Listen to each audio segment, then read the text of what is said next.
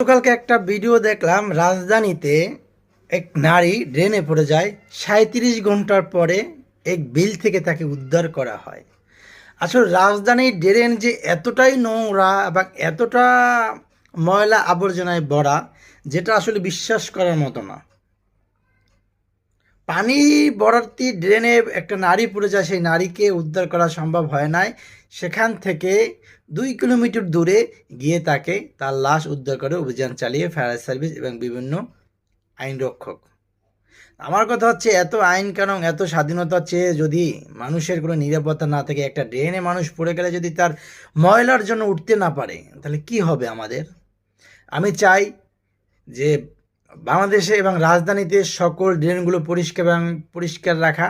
কারণ এত ময়লা আবর্জনা ড্রেনে, সেখানে কোনো সুস্থ সবল মানুষ এমনিতে পড়ে গেলে উঠতে পারবে না। আর যদি পানি ভরা থাকে তাহলে তো প্রশ্নই ওঠে না। যাই হোক, তার লাশটা পেয়েছে ইতিমধ্যে, সেটা একদম সোশ্যাল মিডিয়ায় দেখতে পাচ্ছেন।